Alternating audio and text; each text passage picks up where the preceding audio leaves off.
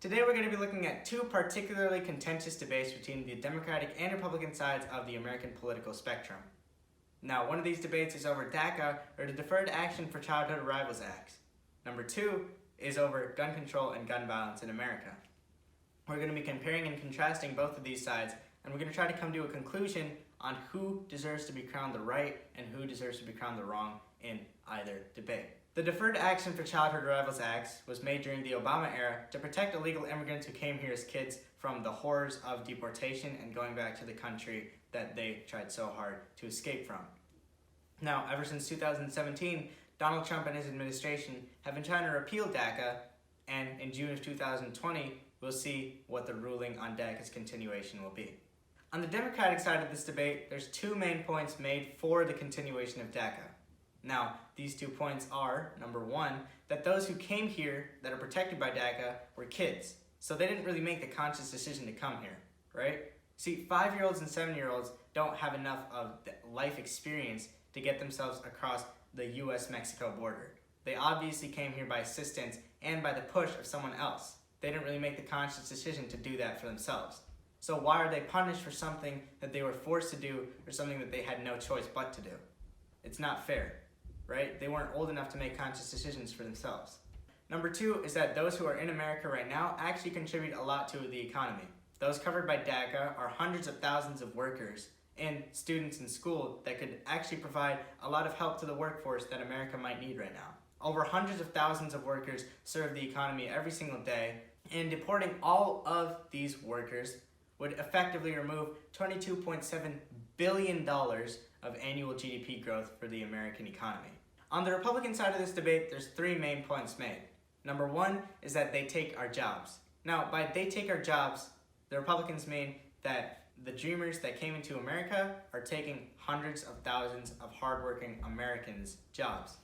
Now, the reason I put quotations around Americans is because it's wrong to assume that these who came into America aren't Americans as well. Now, you might be thinking, well, they're from a different country, they came here at a different time, this and that. They're still just as American as us if you really look at it. The America I live in, the one that I've experienced, is not an America that judges someone's Americanness based on what they look like, what their ethnicity is, what their race is. We base it on their experiences in America right now. And if anything, these undocumented immigrants have experienced more than a lot of Americans ever will in their entire lifetime. So to say that they're taking our American jobs is just like saying they're taking jobs that they have rightfully earned by going through the American schooling system, by getting American degrees, and by helping out the American economy.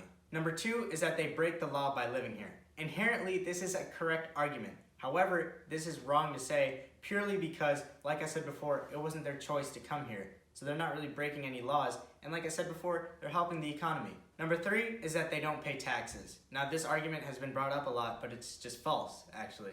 Of course, the minors don't pay taxes because in America, Americans don't have to pay taxes as minors. Now, those who are covered by DACA that are of working age actually do pay their due taxes, and to say they don't is actually completely false. Alright, now that we talked about DACA, let's take a look at gun violence and gun control in America. This gun violence epidemic in America has numerous different facets of looking at it. However, a lot of Americans blame the gun violence epidemic on legislation.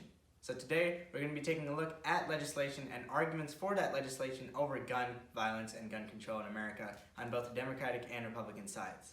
Number one is that guns are poorly regulated. There are 300 million guns in America owned by citizens themselves, and the government lately has been offering buybacks for those guns at a pretty high price for what they're worth.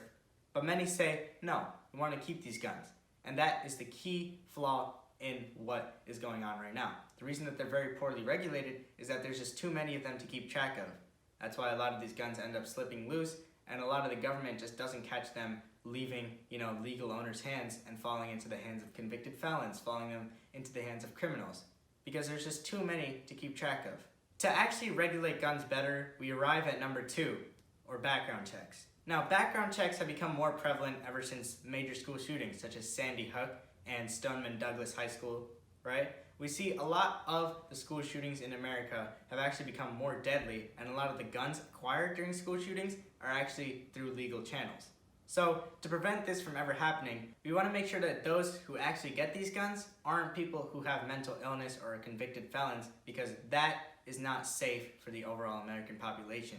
In America, it's actually very clear that the power of these guns is not very well known by the major population. And it's only becoming clear now because so many deaths are attributed to it. So overall, background checks, notwithstanding their recent prevalence and the recent growth, need to become more extensive to make sure that guns don't fall into hands of the wrong person. Number 3 is that machine guns or fully automatic rifles are way too powerful for anybody in America to need. Other than hunting or other than sport, there's no real reason that you would need a gun that fires at 600 rounds per minute just to protect your own home. There's no real logical situation where you would need something to fire that much, other than just like a semi-automatic or a pistol, to actually protect yourself in that situation. Let's look at the Republican side of this debate. Many Republicans say that they own guns to protect themselves. Now, this is very smart because every family should have some sort of protection, even if it's not home security, even if it's not somebody camping outside of your door. You have to make sure that you have something that you can afford and something that you can keep on your nightstand just to make sure that nothing happens to you and your family. Number 2 is that it's a constitutional right to own a weapon in America. The Second Amendment says that every American has the right to bear arms if they are of age. And many say that this banning or this control of guns is actually infringing on that constitutional amendment. Number 3 is that criminals who want to commit acts of terrorism or shootings will actually want to get guns anyways through illegal channels if they can't get them through legal channels. Now, obviously, this might be true because they're criminals, right? They want to break the law. So they wouldn't have a problem breaking the law to get a gun to break the law, right? But let's really look at that. See, on the Republican side of this debate, the 3 main points they make can actually be shut down and almost completely disproven just through statistics and reasoning.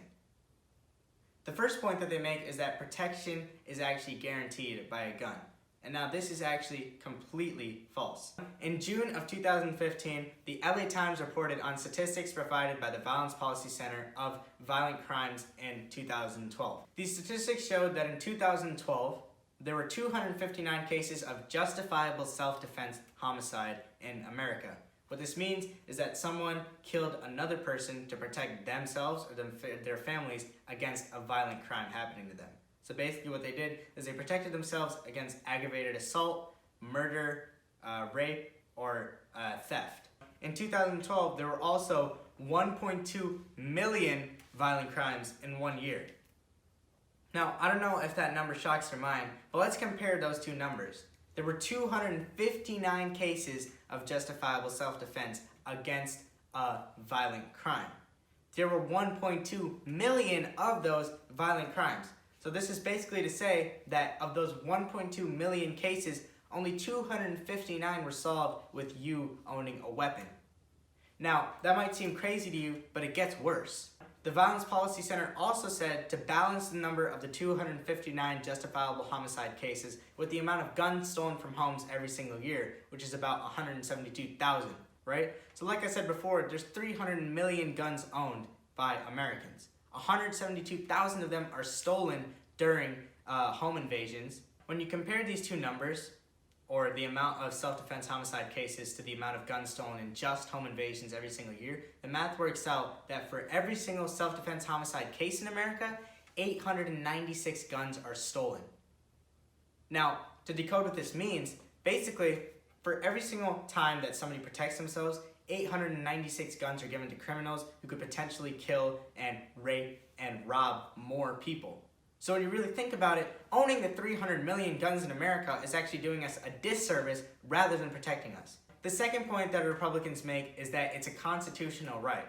Now, this is inherently true. However, times have changed, and this amendment should be amended. Now, many might say, well, the Founding Fathers knew what they were doing. And you're right about that. You are 100% right about the fact that the Founding Fathers were very, very smart in making this country. And that's why they made American government so easily changeable by what's going on in the world at the moment, right? Many Republicans like to stick to the fact that the Founding Fathers made the country in a certain way so that it didn't have to change from that, right? So let's take their logic of the Founding Fathers being the all right in every situation, and let's look at what does the Second Amendment really mean. The Second Amendment provides bearing arms for the average citizen to make sure that they can protect themselves against militias and a tyrannical government. Now, militias are all but extinct in America right now, so the only real possibility is a tyrannical government, right?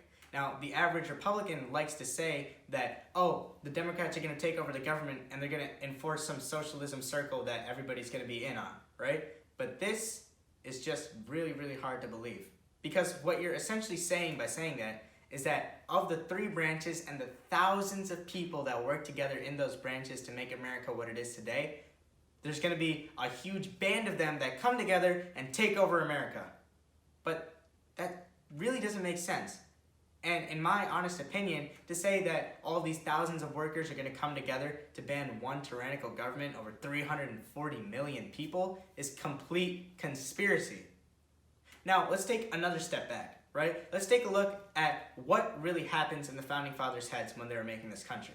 When they made this country, they actually made sure that a tyrannical government like that never happened. That's why there's not an oligarchy, or that's not why there's not a totalitarian government instated in America right now. They want to make sure that power is so split up that there's no way everybody can band together and have a stable tyrannical government at any point in America's time. Alright, but whatever. Let's just say that this tyrannical government does somehow happen, right? What's going to happen then? You're going to have your gun to protect yourself, right? But no, it's not going to work. Because the American military is so powerful that if it was mobilized against its own citizens, you have no chance of surviving. What are you going to do? You're going to open your door and you're going to shoot your AR-15 at the soldiers that are coming at your door, right? No, you're not. You're going to open your door and you're going to start shooting your AR-15 and the shells are just going to bounce off the tank that is pointed at your front door. And they're going to ravage whatever you call home at that point. So whatever you're trying to say, it's just completely wrong.